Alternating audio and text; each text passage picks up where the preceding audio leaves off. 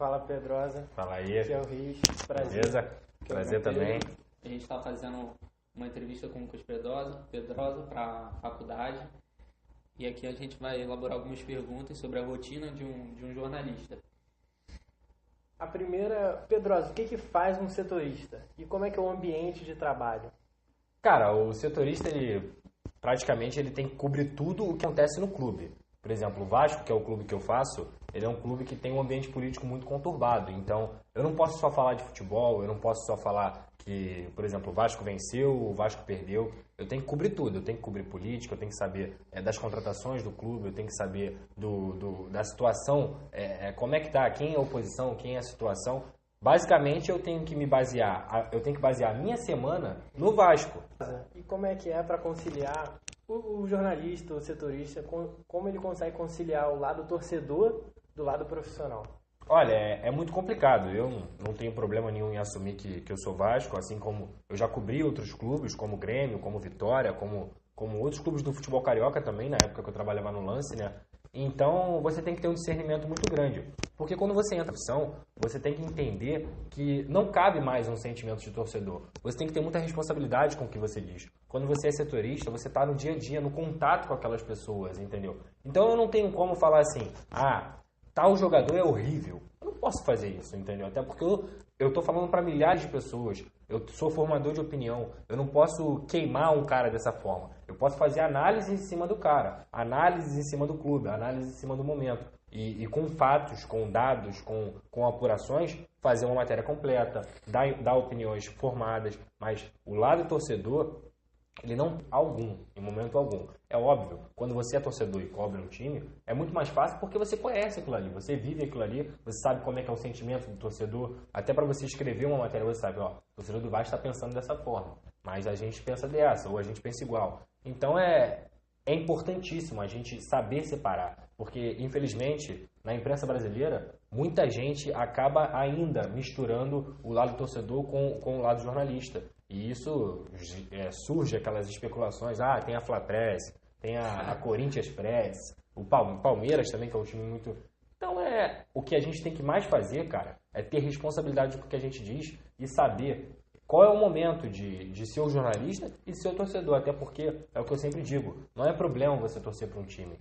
Quando você torce para um time, quando você começa no jornalismo, é porque você torceu para algum time. O futebol, ninguém gosta de futebol. Eu gosto de futebol. Você gosta de um time, você gosta de um jogador, entendeu? Então não tem problema nenhum. Até por isso mesmo eu assumo. Só que você tem que ter responsabilidade de saber discernir essas duas coisas.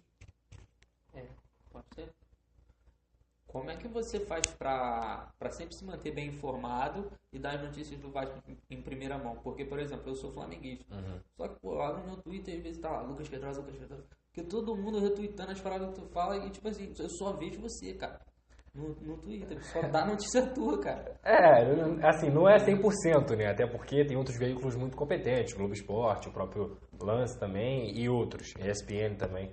Só que, realmente, é uma coisa que eu venho me empenhando muito, é o que eu te falei, cara. A gente fica 24 horas ligados, a gente faz relacionamento dentro do clube. Porque o jornalista, ele não tem que se cercar só de informações oficiais. Eu não posso esperar o Vasco anunciar um jogador. Eu não posso esperar o Vasco me dizer que o salário está atrasado. Porque isso não vai acontecer, entendeu? Então a gente tem que se cercar de fonte, buscar pessoas. O que eu faço quando eu estou sempre ali em volta do estádio? Eu conheço gente... As pessoas me procuram também, porque você começa a aparecer. E aí é todo um relacionamento que você constrói e que demanda tempo, e que comigo foi até muito rápido, mas geralmente demanda muito tempo, para notícias chegarem até você também, entendeu? Obviamente, as notícias só chegam porque você trabalha, ninguém dá sorte, entendeu? Então você também busca, por exemplo, se um dirigente fala para você assim, a gente está em busca de um volante, essa característica é essa aqui. Você começa a mapear o mercado, e aí eu, por exemplo, já sabia que o Raul era um jogador interessante nas características que o Vasco queria.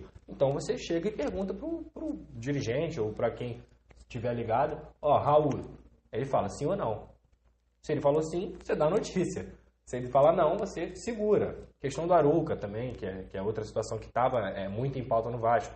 Chegou até mim, Pedrosa, Arouca tá vindo. Ninguém deu ainda. O que eu faço? Apuro com o clube, apuro com o empresário, entendeu? Então é sempre assim, sempre buscar os dois lados da notícia, tanto o clube quanto o empresário, e, obviamente, ter suas fontes por perto para trabalhar. Acho que isso você constrói uma relação de confiança e consegue dar as notícias. Bom, Lucas, eu queria perguntar o que você acha essencial para ser um bom jornalista, o que não pode faltar. Principalmente a responsabilidade, cara. A responsabilidade com que você for informar, saber a hora que você... Ter muito cuidado com as notícias que você for dar. No mundo de rede social hoje que a gente vive, ele é um mundo em que qualquer coisa que você poste, ele generaliza, vai embora, porque as pessoas printam a tua matéria, colocam no WhatsApp, compartilham no Facebook, compartilham no Twitter. Então, responsabilidade, cara, porque eu acho que a gente não tem direito de iludir as pessoas. A gente tem que ter, sempre prezar pela verdade. Então, o jornalista ele tem que fazer isso. Um trabalho de apuração, em toda notícia, ele tem que ser o mesmo. Ele tem que ser ouvir os dois lados. Você pode ter sua fonte, mas você tem que procurar ouvir os dois lados. Então, quando a gente veicula uma notícia, muitas vezes o jornalista erra também. É normal você errar, porque às vezes uma pessoa que você confia muito erra também, não tem a informação correta, te passa, você confia na pessoa e dá. Por isso que é muito importante, porque a gente, como eu disse, é formador de opinião. A gente fala para milhares de pessoas, então a gente tem que ter muita responsabilidade com o que a gente fala.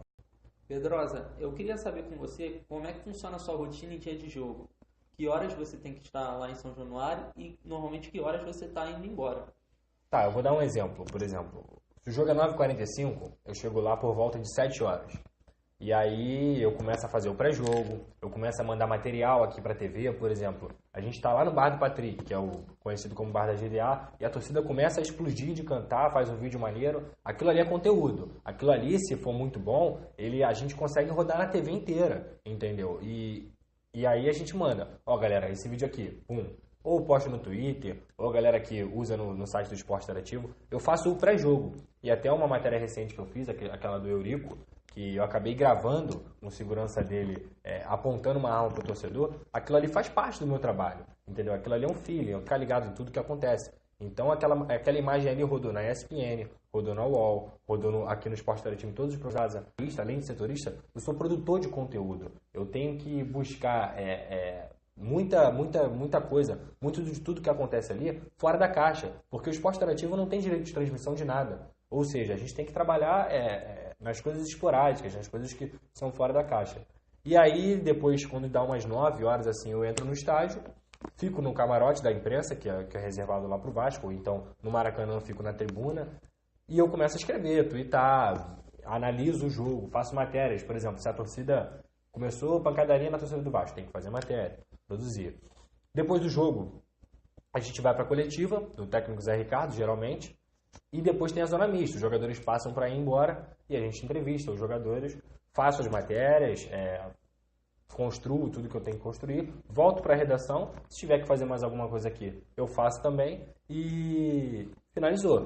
Isso aí, vamos dizer que eu entre 7 horas no trabalho e chego em casa 2h30 da manhã, geralmente isso em dia de jogo de noite. Dia de jogo de dia é normal, aí entro 2, saio 9, por aí. Pedrosa, qual conselho você daria para quem está começando agora nessa área do jornalismo? Cara, o conselho principal que eu dou é que, principalmente para quem está começando no jornalismo esportivo, é que não adianta você gostar só de futebol, ou qualquer outro esporte. Você tem que gostar de jornalismo. Você tem que saber que o jornalismo é essencial. Você tem que amar o que você faz. Que talvez você não vai ter final de semana, talvez você não vai ter feriado, você vai perder uma festa de um amigo que você gosta muito, mas que você tem que amar dar a informação, que você tem que amar fazer uma apuração, que você tem que buscar, correr atrás e, principalmente, além do trabalho focado na faculdade, já buscar estágio desde o princípio, já buscar entrar no mercado de trabalho. Hoje em dia também trabalhar muito bem com as redes sociais, porque nós somos multimídias. Hoje em dia, se você tem um Twitter, se você tem um Instagram ou um Facebook, você tem que saber fornecer e abastecer todas essas 3 mídias, além do veículo que você trabalha. Então, ter facilidade. Mal ou bem, o mercado de trabalho ele acaba cada vez mais reduzindo os profissionais. Então, se você é um profissional que domina várias áreas, que domina várias situações, é o mais importante, porque você não só mantém seu emprego, porque é importante, o jornalismo ele vive uma crise, não só o jornalismo, né? Mas porque você se torna um profissional completo.